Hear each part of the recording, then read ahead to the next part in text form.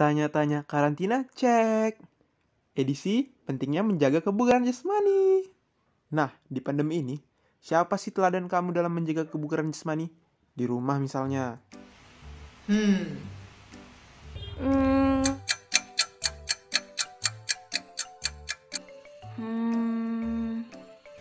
Abangku mungkin. Kakak aku? Menurut aku, adik aku sih ya. Menurutku, teladanku itu kakakku. Gimana tuh ceritanya? Nah, gini ceritanya. Jadi gini ceritanya. Inilah dia, abangku, Bang Lukas. Sekarang mau push up dia. Push upnya ini sekali tarik bisa nyampe 50 men. Sama tadi sekolah 1 menit 70 dibuatnya. Push upnya itu pun enggak push up lumba-lumba kayak push up kalian. Udah kayak TNI abangku ini push up. Sempurna posisinya men. Habis push up, sit up lede sekarang. Sit upnya ini pun nggak bisa diremehkan bro.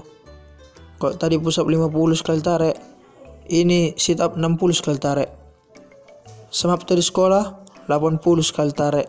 Bukan sekali tarik, 1 menit. Guru pun sampai terbingung-bingung, terheran-heran. Habis sit up, sekarang pull up lagi abangku ini.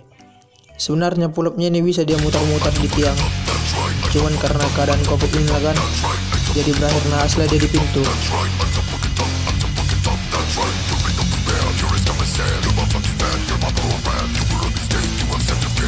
Pull upnya ini pun walaupun di pintu, nggak bisa kita remehkan. Tengoklah posisinya, pas sekali kan, rapat kakinya. Naiknya pun nggak setengah-setengah men. Habis pull up, ngepeleng lah abangku ini sekarang. Mungkin kalian nanya-nanya kan, kapan ya sekon ini istirahat? Ya sekarang lah dia istirahat bro, habis ini. Ngepeleng, abangku ini posisinya pun sama kayak olahraga sebelumnya. Sempurna, dia sempurna, sekali lagi sempurna. Jadi kalau kalian yang mau tanya-tanya tentang olahraga atau belajar tentang olahraga, abangku ini aku rekomendasikan bro. Tapi jangan lupa bayar sewa ya. Kakak aku bisa dibilang lah orang paling bersih dan rapi di rumah. Kayak kalau masuk kamar kakak itu suasananya udah beda gitu. Kamarnya bersih dan rapi banget bro. Tiap hari bersihin dan rapiin kamar itu kayak jadi salah satu prioritas dia. Bahkan kalau ada barangnya kegeser 1 cm juga kayaknya dia bakal rapiin deh. Memang mood banget sih masuk kamar kakak. Terus apalagi di tengah pandemi ini, dia bisa jadi panutan satu dunia kayaknya. Mandinya teratur. Bahkan kalau aku lagi di dalam kamar, terus kakak aku lewat di depan kamar, wanginya kayaknya kecium sampai dalam.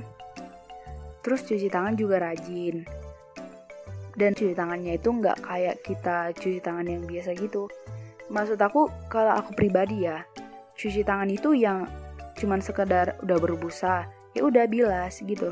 Kalian gitu juga nggak? Atau memang cuman aku ya? Tapi kalau kakakku asli dia cuci tangan kayak beneran ikutin 6 langkah mencuci tangan yang baik dan benar gitu. Kalau di luar rumah dia juga bersih, pakai masker kemana-mana. Pokoknya perlengkapan kebersihan selalu dibawa lah kalau keluar rumah. Kakakku kan sekarang udah berusia 17 tahun. Nanti bulan Januari kakakku ini udah 18 tahun.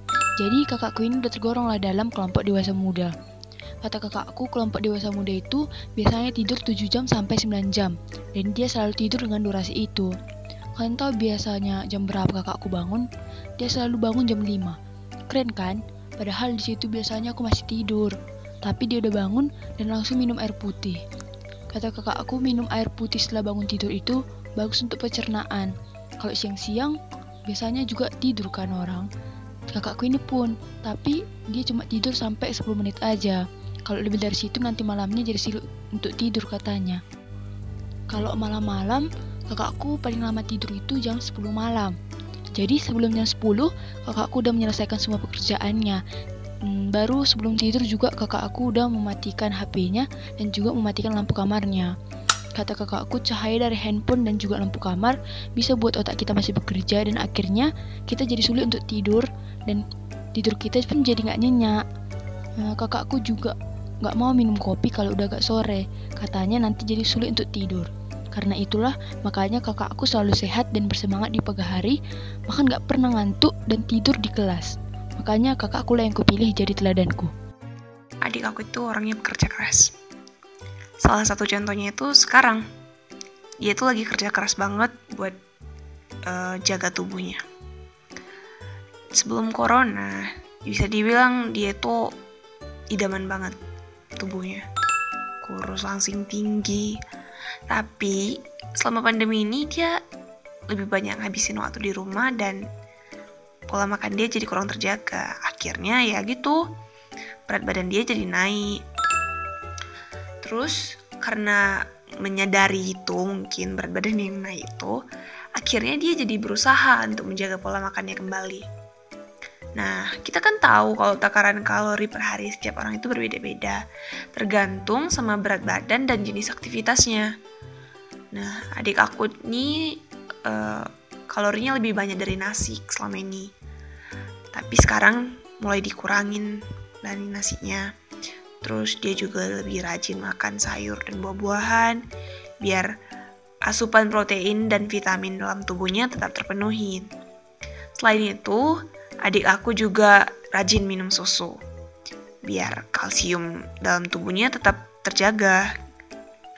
Sumpah, aku salut banget sama dia. Di saat orang-orang banyak yang gagal, karena menjaga pola makan ini memang susah. Tapi adik aku bisa nunjukin kalau dia bisa menjaga pola makannya. Di mana ada niat, di situ pasti ada keberhasilan.